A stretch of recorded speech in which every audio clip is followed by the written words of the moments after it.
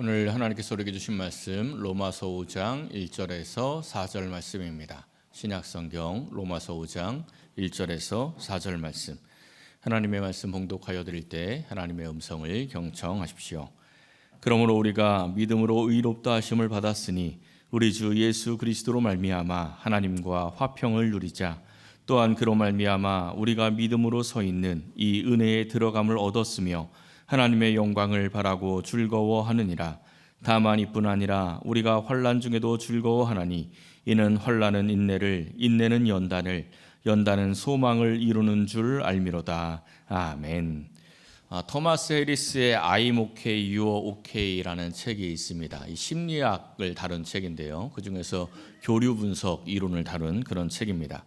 1967년에 출간이 되어서 지금까지 무려 1,500만 부나 팔린 초 베스트셀러에 해당하는 그런 책입니다.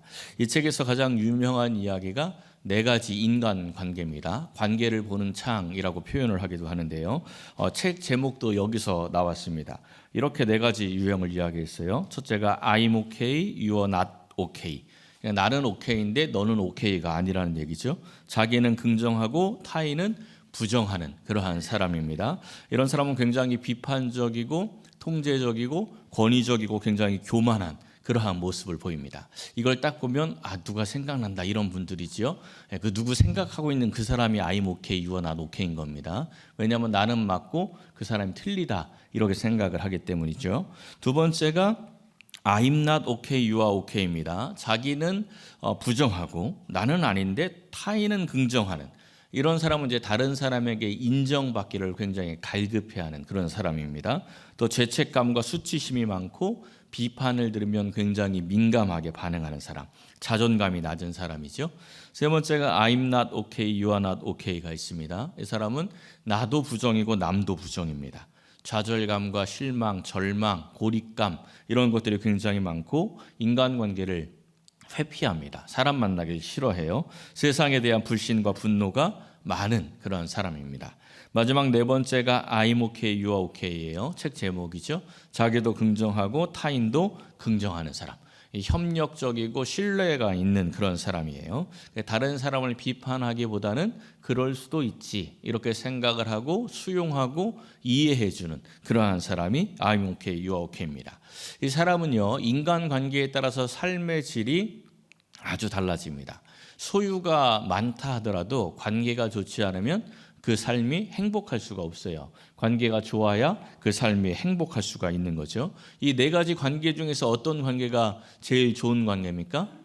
마지막 네 번째 I'm okay, you are okay. 이 관계가 가장 좋은 관계죠. 왜냐하면 나만 좋아도 행복할 수 없습니다. 너만 좋아도 행복할 수 없고요. 나도 좋고 너도 좋아야 행복한 인생이 되는 것입니다. 그러면 하나님과 우리의 관계는 어떤 관계일까요? 몇 번째 관계일 것 같습니까? 우리가 지난주에 말씀을 나누면서 지금까지 나눈 로마서의 가장 중요한 주제가 복음으로 의롭다 하심을 받는 거다라는 말씀을 드렸습니다. 의롭게 여김을 받는 게 뭐라고 했죠?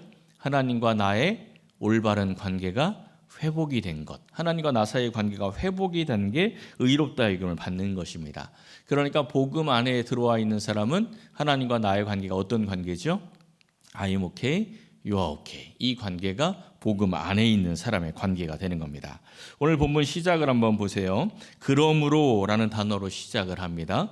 우리가 믿음으로 의롭다 하심을 받았으니 그러니까 하나님과 올바른 관계가 회복되었으니 그러므로 우리는 이렇게 살 수 있는 존재다라는 말씀을 하는 겁니다. 중요한 것은요. 하나님과 우리 사이의 이 올바른 관계 회복은 하나님의 입장에서는 이미 완성이 된 겁니다. 하나님은 그 관계를 완성해서 우리에게 주셨어요. 그런데 우리의 입장에서는 시작된 거예요. 예수님께서 십자가로 완성해 주신 이 관계가 지난주에 나눈 그 아브라함처럼 우리의 삶의 여정을 통해서 조금씩 완성이 되어 갑니다. 그 완성된 관계를 바라보는 것을 소망 이렇게 부르지요.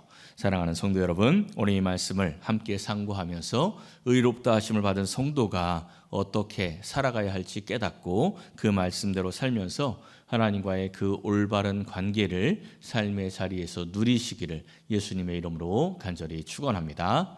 첫째는 화평을 누려야 합니다. 1절 말씀을 다시 보시면요. 예수 그리스도로 말미암아 하나님과 화평을 누리자 이렇게 말씀하며 시작을 하죠. 이 화평이라는 헬라어가 에이레네입니다. 에이레네. 그리고 히브리어로는 샬롬이라고 부릅니다. 샬롬은 많이 들어보셨죠? 이 샬롬과 에이레네는 성경에서 말하는 모든 복을 요약한 겁니다. 그러니까 우리가 궁극적으로 추구해야 할 복, 우리가 궁극적으로 받아야 할 복이 샬롬이고 에이레네라는 것이죠. 우리 이 에이레네의 복을 하나님이 이미 우리에게 주셨다는 겁니다. 그럼 이 에이레네를 우리가 어떻게 얻었다고요? 예수님께서 십자가에 달려 죽으신 것을 믿음으로, 그 십자가를 통해 내 죄가 해결된 것을 믿음으로 이 에이레네의 축복이 우리에게 임했다는 것입니다. 골로새서 1장 20절도 말씀하죠. 그 예수님의 십자가의 피로 화평을 이루사. 예수님께서 십자가로 우리에게 화평을 이루어 주셨습니다. 그러니까 이전에는 죄인으로 하나님을 만났다면 이제는 의인으로 하나님을 만나는 것입니다.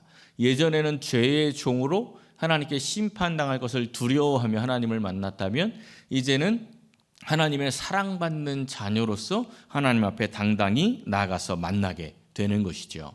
우리 지난주에 죄의 문제가 해결되는 것이 가장 귀한 복이다라고 말씀을 드렸습니다. 그럼 우리는 죄의 문제가 해결이 되었습니까? 안 되었습니까? 예, 그렇죠. 해결이 되었습니다. 예수님께서 십자가 보혈로 해결해 주셨어요. 그것을 우리의 머리로 믿는 게 아니고 우리의 영으로 믿을 때 이 가장 귀한 복, 이 에이네를 누릴 수가 있게 되는 것입니다. 요셉의 형들을 한번 생각해 보세요. 요셉의 형들은 요셉을 어릴 때부터 시기 질투를 했습니다. 그래서 결국은 요셉을 미워하다가 나중에는 노예로 팔아버렸습니다. 근데 요셉이 뭐가 되죠? 나중에 애굽의 총리가 되었어요. 애굽의 총리가 되었기 때문에 이제 이 요셉은 형들을 죽일 수 있는 권력을 가졌습니다. 근데 요셉이 형들을 죽입니까? 그렇게 하지 않죠. 형들을 용서하고 사랑하여서 섬기고 살핍니다. 그 형들의 자녀, 온 가족들까지 다 먹여 살려요. 그러니까 이 애굽의 총리가 된 요셉 덕분에 형들은 호의호식하며 삽니다. 그런데 얼마 지나지 않아서 이제 야곱이 죽고 장례를 치르게 되는데 이 장례를 치르고 나서 형들이 요셉에게 하는 말이 있습니다. 뭐라고 말했는지 한번 보십시오. 요셉이 혹시 우리를 미워하여, 그러니까 요셉이 옛날 일을 생각해서 자기들에게 복수할 것이 두려워서 아버지 야곱이 돌아가시 전에 유언을 남겼다 이런 말을 해요. 근데 아버지 야곱이 유언을 남기는 장면이 안 나와요. 유언이 있는데 이런 얘기하는 장면이 안 나옵니다. 뭐라고 얘기를 하냐면 내 형들이 악을 행하였어도 그들의 허물과 죄를 용서하라 이렇게 말씀하셨으니 우리 죄를 용서하소서 이렇게 말을 합니다. 이게 아무리 봐도 뻥이죠. 왜냐하면 아버지 야곱이 형제들에게 다 유언을 남기거든요. 요셉에게도 유언을 남기는데 이런 말을 안 했어요. 만약에 이런 말 할 거면 그때 하지 따로 할 이유가 없겠지요. 이 말을 들은 요셉이 웁니다. 왜 울었던 것 같으세요? 지금 형들이 자기 마음을 몰라주니까 우는 거예요. 이미 용서해서 보살펴주고 있는데 형들이 이런 생각을 하고 있으니까 안타까운 거죠. 요셉의 마음도 모르고 형들이 또 말합니다. 우리는 당신의 종입니다. 요셉은 지금 형으로 대우하고 있는데 형들은 뭐로 서 있는 거예요? 종으로 살고 있는 겁니다. 애굽의 총리의 형으로서 누릴 수 있는 그 모든 것들을 못 누리고 언제 보복을 당할까 겁이 나서 두려워서 종으로 살고 있는 겁니다. 이게 요셉 탓입니까? 형들 탓입니까? 네, 형들 탓이죠. 왜? 요셉의 완전한 용서를 믿지 못했으니까. 그 용서함 받은 걸 믿지 못하니까 그냥 평생 두려워하면서 종으로 살고 있는 겁니다. 화평을 누리자. 이게 헬라어 문법으로 보면요. 현재 능동태 직설법 이렇게 써 있어요. 지난주 설교를 잘 들으신 분들은 뭔가 있다라는 생각이 좀 들 것 같아요. 현재 능동태. 지난주에 의롭게 여김을 받았다는 무슨 태였습니까? 수동태. 그래도 기억하시는 분들이 계시네요. 의롭다 여김 받은 것은 수동태였어요. 그러니까 하나님과의 관계 회복은 내가 이루는 게 아니고 하나님이 해주시는 겁니다. 하나님께서 그 관계를 회복시켜 주셨기 때문에 우리는 수동적으로 그 관계 회복을 받아들이면 돼요. 그런데 그 이후에 하나님이 주신 그 화평은 어떻게 해야 한다고요? 능동태. 내가 누리는 거예요. 내가.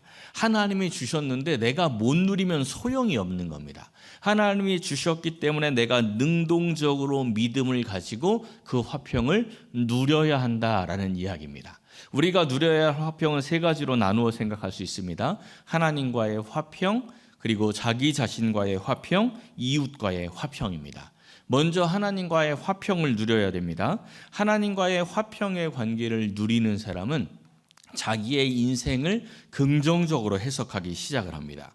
갑작스러운 어려움을 만나도 하나님을 원망하거나 두려워하는 것이 아니고 하나님께서 어떻게 나를 복되게 하시려고, 하나님께서 내게 어떤 깨달음을 주시려고 이런 일을 만나게 하셨는가, 이렇게 생각을 하게 되는 거죠. 이게 하나님과 화평의 관계를 누리는 사람입니다. 또 자기 자신과 화평을 누려야 돼요. 자신과 화평을 누리지 못하는 사람들이 꽤 많이 있습니다. 아까 그 교회 분석 4가지 이야기를 했는데 그 중에 하나가 I'm not okay가 있었잖아요. 나는 아니라는 겁니다. 나를 부정적으로 생각을 해요. 열등감이나 죄책감, 어린 시절의 상처나 이 대인관계의 상처에서 벗어나질 못해요. 거기에 그냥 매어 있는 겁니다. 그런데 예수님의 십자가의 보혈로 용서받았다는 것을 깨닫고 그 십자가의 보혈로 자기의 상처를 보듬어야 합니다. 자신을 품고 자신을 용서해야 돼요. 그래야 자신과의 화평을 누릴 수가 있는 거죠. 그리고 마지막은 타인과의 화평도 누려야 합니다. 하나님과 화평하고 자기 자신과도 화평한 사람은 이웃과도 저절로 화평을 누릴 수 있게 돼요. 다른 사람을 용서할 수 있게 되는 겁니다. 요셉이 형들을 용서했지 않습니까? 사실 용서하기 쉬운 관계가 아닙니다. 자기를 종으로 팔아버렸는데 그걸 어떻게 쉽게 용서할 수 있겠습니까? 근데 요셉이 어떻게 용서했는지 50장에 있는 말씀을 한번 보십시오. 당신들은 나를 해하려 하였으나 하나님은 그것을 선으로 바꾸셨습니다. 그러니까 요셉이 형들을 누구와의 관계 속에서 보고 있습니까? 하나님과의 관계 속에서 보고 있죠.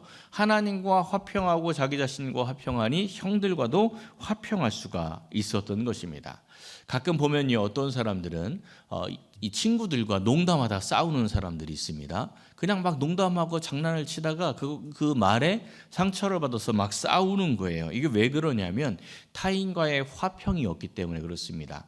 화평의 관계가 있으면요, 거북한 말을 들어도 그냥 소화합니다. 그게 상처가 되지 않고 그냥 흘려 들을 수가 있다는 것이죠. 음식 요리를 막 하고 있는데 음식 맛을 보던 이 친정 엄마가 야, 이걸 요리라고 했냐? 이러면 기분은 나쁠지언정 그것 때문에 상처를 받지는 않습니다. 그렇죠?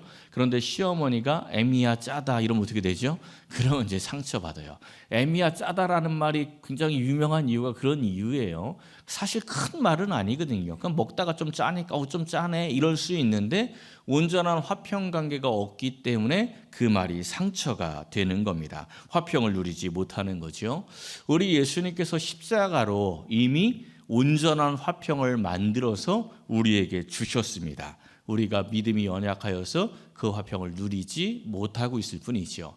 우리의 믿음이 성장하면 성장할수록 그 화평에 점점 더 가까워지게 되는 겁니다. 사랑하는 성도 여러분, 이 십자가 보혈의 믿음을 통해서 우리에게 주어진 이 하나님과의 화평, 자기 자신과의 화평, 또한 이웃과의 화평을 찾아서 누리시기를 예수님의 이름으로 간절히 축원합니다.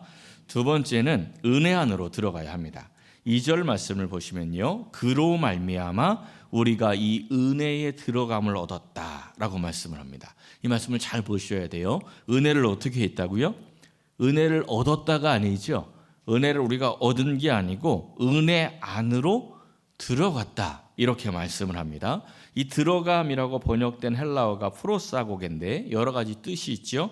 이 원어적인 가장 가까운 의미가 모못으로 데려오는 행위라는 뜻이에요. 그러니까 이 말씀이 2절이 그로 말미암아라고 시작했지 않습니까? 예수님께서 우리를 은혜 안으로 데리고 들어왔다, 이런 말씀입니다. 은혜 안으로 들어와 있는 거예요. 그러니까 은혜 밖에서 은혜를 받아서 겨우겨우 연명하면서 사는 게 아니고 내 인생 삶의 영역 자체가 은혜 안으로 옮겨졌다는 겁니다. 은혜 안에 들어가 있다는 거예요. 그러니까 모든 것이 은혜가 되는 거죠. 그래서 은혜의 영역 안에 있는 사람은 두 가지 중요한 특징이 있습니다. 첫 번째 특징이 자신의 삶에 대한 해석이 달라지는 거예요. 조금 전에 하나님과 화평의 관계에 있는 사람은 자신의 삶에 대한 해석이 긍정적이 된다고 했죠. 그러니까 내가 겪고 있는 모든 삶의 영역이 하나님의 은혜 안에 있다라는 믿음이 있기 때문에 삶의 해석이 달라지는 겁니다. 보는 시선이 달라져요. 두려움이 사라지는 겁니다. 모든 상황 속에서도 평안할 수가 있는 거죠. 저는 어릴 적에 굉장히 철저하게 신앙 교육을 받았습니다. 우리 어머니가 아주 제 태중부터 신앙 교육을 철저하게 했어요. 그 주일 예배를 빠진다는 것은 상상을 못했습니다. 주일 예배 빠지면 그냥 죽는 줄 알았어요. 그러니까 평생 주일 성수를 하다가 군에 입대를 했는데 군내에 들어갔더니 5분 대기라는 훈련이 있어요. 5분 대기 훈련이 뭐냐면 웽 하고 사이렌이 울리면 5분 내로 이 연병장을 지나서 이 부대 입구 바깥에까지 나가는 게 이 주된 목적이 되는 훈련이에요. 5분 안에 모든 것을 다 준비해야 돼요. 그래서 5분 대기 훈련을 받을 때는 전투화를 신고 생활을 합니다. 항상 총을 메고 있어요. 항상 총을 메고 전투화를 신고 내무반에서 대기를 하거나 밖에서 훈련을 하다가 사이렌만 울리면 그냥 뛰쳐나가는 겁니다. 그러니까 주일에도 교회를 못 가요. 내무반에서 대기를 하고 있어야 되는 겁니다. 난생 처음, 평생 처음 주일을 못 지킨 거예요. 그날 하루 내가 얼마나 두려움 가운데 떨고 있었는지, 어디서 수류탄이 갑자기 터질까, 아니면 혹시 총기 오발 사고가 나서 내가 맞을까, 이게 농담이 아니라 진짜 그날은 엄청난 두려움 가운데 하루를 보냈습니다. 이게 하나님의 은혜 안에서 주의를 지키지 못하는 안타까움이 아니고 내가 그 주의를 지키지 못해서 저주받아 죽을까 두려움이 내 안에 아주 가득했던 거예요. 하나님에 대한 불신앙이 아닙니다. 저는 모태신앙으로 하나님의 존재를 의심할 수조차도 없었어요. 그러니까 아브라함의 하나님, 이삭의 하나님인 것은 확실히 알고 있는데 야곱 나 자신의 하나님을 아직 못 만난 거예요. 그 은혜의 영역 안에 있지를 않으니까 이게 막 너무나 두려운 거죠. 저주받을까 겁이 난 겁니다. 지난 봄 신방 때 이 신방을 간 가정 가운데 어떤 권사님께서 자녀의 가정에 작은 교통사고가 있었다는 이야기를 하시더라고요. 교통사고가 났다는 이야기를 듣고 권사님이 그렇게 말씀을 하셨대요. 내가 너희 가정을 위해서 늘 기도하고 있어서 하나님께서 너희들을 보호해 주신 것 같아, 이렇게 말씀을 해 주셨대요. 이게 사소한 이야기지만 굉장히 중요한 시선입니다. 똑같은 사고가 나도요, 은혜의 영역 안에 있는 사람은 늘 기도하니 하나님이 보호하셨구나, 더 큰 사고가 나지 않도록 막아주셨구나, 이렇게 해석을 하거나 이 사고를 통해서 하나님께서 내게 주시고자 하는 말씀이 있나 보다 하고 깊이 묵상하게 되는 겁니다. 그런데 은혜의 영역 밖에 있는 사람들은 기도했는데 왜 사고가 나? 이 기도 아무 필요가 없네, 이렇게 생각을 하거나 내가 무슨 죄를 저질러서 이런 저주를 받게 되었는가, 이런 벌을 받게 되었는가, 이렇게 해석을 하게 되는 겁니다. 성도에게는 저주가 없습니다. 모든 것이 하나님의 은혜죠. 은혜의 영역 안에서 이 모든 것들을 해석할 수 있어야 합니다. 그게 은혜의 영역 안에 머물러 있는 사람이에요. 두 번째 특징은요, 하나님의 영광을 자랑을 합니다. 2절 말씀을 다시 보시면요, 이 은혜에 들어감을 얻었으며 하나님의 영광을 바라보고 즐거워한다, 이렇게 말씀하죠. 여기서 즐거워한다라고 번역된 단어가요, 카우카우마인데 보통 다른 구절에서는 자랑하다라고 번역이 되어 있습니다. 원래의 뜻이 자랑하다예요. 자랑하다. 하나님의 영광을 자랑한다는 거죠. 여러분, 우리도 하나님의 영광을 자랑하지 않습니까? 보통 간증이라고 표현을 합니다. 보통 어느 때 우리가 하나님의 영광을 자랑합니까? 언제 우리가 하나님께 영광 돌립니다, 이런 말을 하죠? 연예인들이 상 받을 때 그런 말 많이 하죠. 보통 우리는 잘 되면 하나님께 영광 돌린다, 이렇게 이야기를 합니다. 물론 우리가 잘 돼서 하나님께 영광 돌릴 수 있습니다. 그런데 냉정하게 그 속을 들여다보면 정말 하나님께 영광 돌리는 게 아니고 자기 자랑인 경우가 굉장히 많습니다. 그냥 스스로도 내가 하나님께 영광 돌린다고 착각을 하고 있는 거예요. 진짜 하나님께 영광 돌리라는 것은 어떻게 할 수 있냐면, 만약에 그 결과가 그 반대일 때도 하나님께 영광 돌릴 수 있는 사람은 진짜 하나님께 영광 돌리고 있는 겁니다. 내가 실패해도 하나님께 영광 돌리는 사람, 그 영광은 정말 하나님의 영광을 자랑하는 거죠. 그런데 우리는 자기 자랑에 머물러 있을 때가 굉장히 많습니다. 자기 자랑에 머물러 있으면 하나님이 안 보여요. 자기 자랑에 머물러 있는 사람의 대표가 바로 이 사울 왕이었죠. 사무엘상 15장을 보면요, 하나님께서 사울에게 아말렉을 진멸하라고 명령을 하십니다. 이 아말렉은 굉장히 악한 족속이에요. 약한 자들을 괴롭히는 족속입니다. 그래서 출애굽기와 신명기에 보면은 하나님께서 내가 이 아말렉 족속을 진멸하겠다 이렇게 약속하시는 장면이 있습니다. 그런데 드디어 이 사울왕에게 너 아말렉을 진멸하라라고 명령하신 겁니다. 이 사울왕이 하나님의 뜻을 이룰 기회를 잡은 거죠. 근데 이 사울왕이 나가서 전쟁에 임하는데, 이 전쟁을 승리하는데 하나님의 뜻에 순종하지 않습니다. 사무엘상 15장 9절을 보면요, 모든 좋은 것을 남기고 진멸하기를 즐겨 아니하고 가치 없고 하찮은 것은 진멸했다. 이 하찮은 것들만 진멸하고 좋은 것은 다 가져왔어요. 좋은 전리품 다 챙겼고요. 아각도 죽이라고 했는데 아각도 살려서 데리고 옵니다.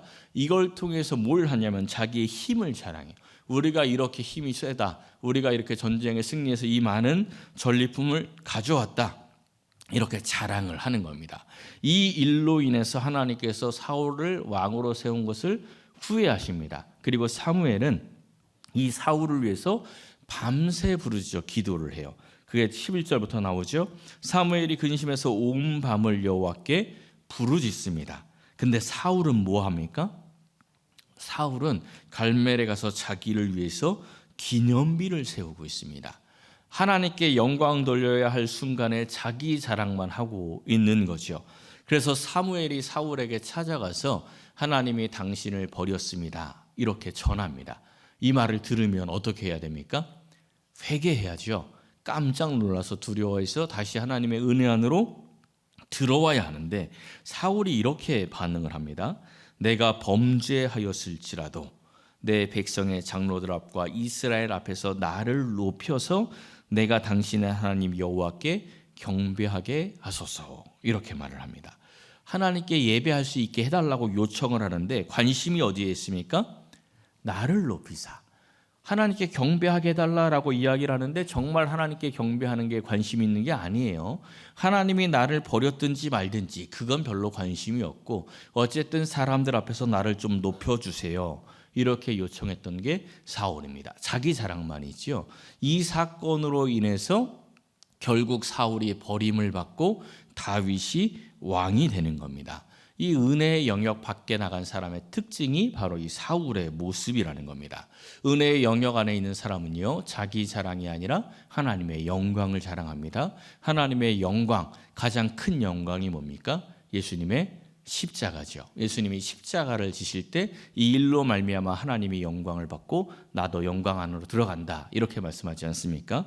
갈라디아서 6장 14절에 있는 말씀 보십시오. 우리는 하나님의 영광을 드러나는 이 예수 그리스도의 십자가 외에 결코 자랑할 것이 없어야 하는 겁니다. 십자가만 자랑해야 하는 거예요. 사도 바울은 자랑할 게 많은 사람입니다. 그런데 빌립보서의 말씀을 보면 십자가 외에 모든 다른 것들을 다 해로 여긴다고 이야기를 합니다. 왜 그렇습니까?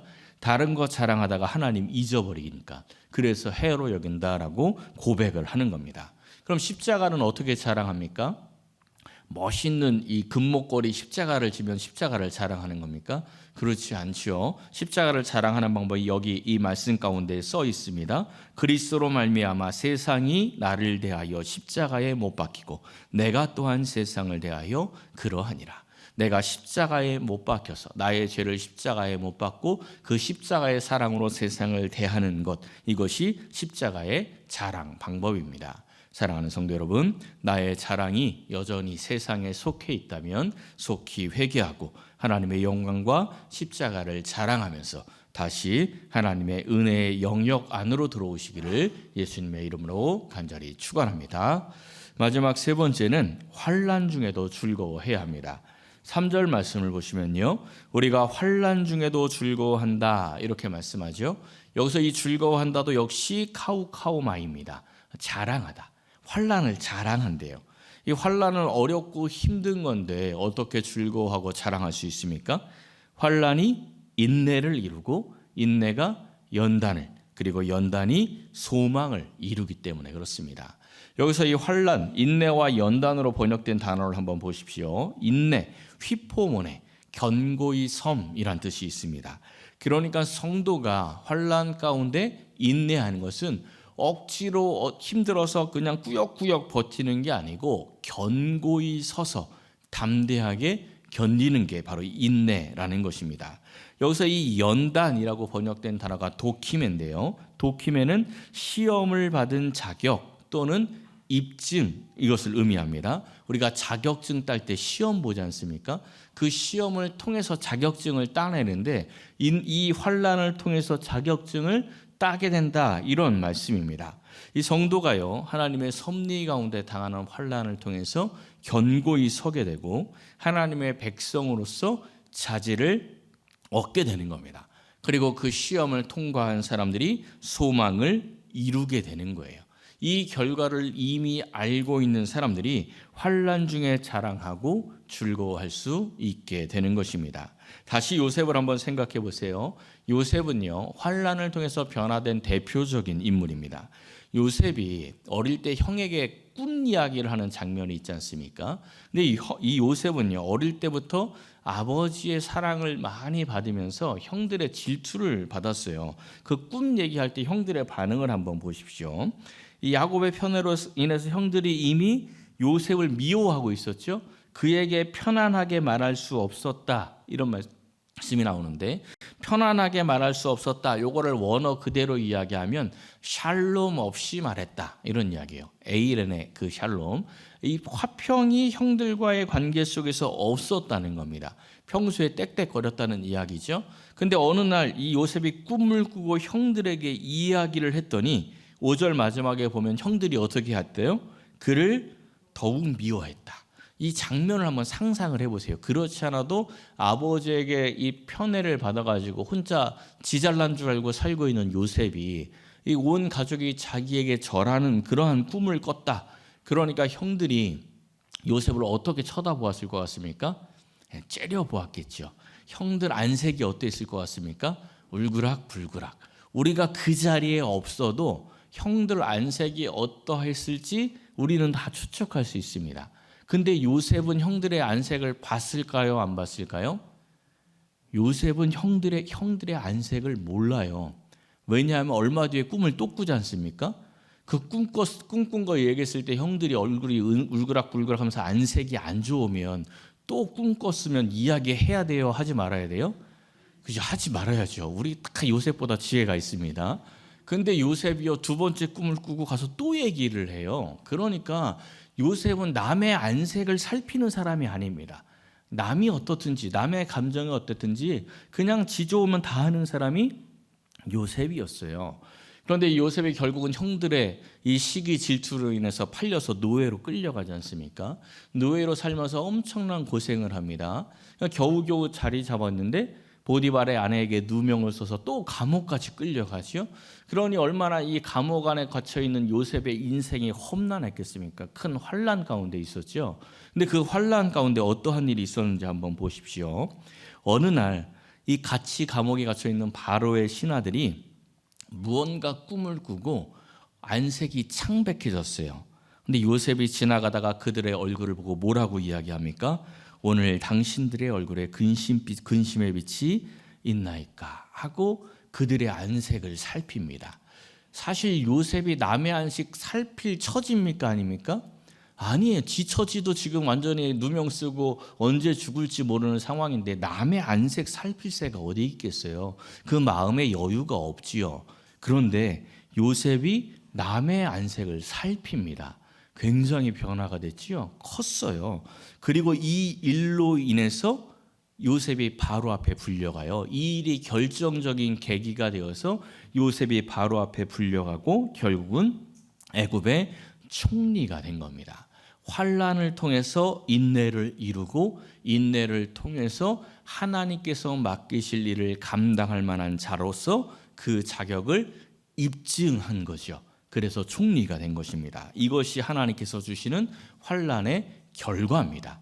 이 결과를 미리 보는 사람을 소망을 가진 사람, 이렇게 이야기를 하는 겁니다. 처음에 말씀을 드렸듯이 사람은 인간관계에 따라서 삶의 질이 아주 달라집니다. 하나님과의 관계는 더욱더 그러하겠죠. 하나님과의 관계가 어떠하냐에 따라서 그의 인생이 완전히 달라지는 겁니다. 오늘 나눈 말씀을 다시 한번 생각해 보십시오. 하나님과의 올바른 관계를 회복한 사람은 첫째로 하나님과의 화평, 자기 자신과의 화평, 이웃과의 화평을 누려야 합니다. 두 번째로는 은혜의 영역 안에 거하면서 자기의 인생을 긍정적으로 해석을 하고 하나님의 영광과 십자가를 자랑하는 삶을 살게 되는 거죠. 그리고 세 번째로는 어떠한 환난을 만나도 마침내 이루어 주실 그 소망을 바라보고 즐거워하게 되는 겁니다. 하나님께서 이미 우리를 향해서 오케이 하셨습니까? 안 하셨습니까? 하셨어요. 자신 있게 대답하셔야 됩니다. 하나님은 이미 우리에게 오케이 하셨습니다. 뭘 통해서? 예수님의 십자가를 통해서 하나님은 이미 우리를 향해서 오케이 하셨습니다. 이제 남은 것은 우리도 하나님을 향해서 뭐 해야죠? 오케이 해야죠. 오케이를 신앙적인 언어로 뭐라고 이야기합니까?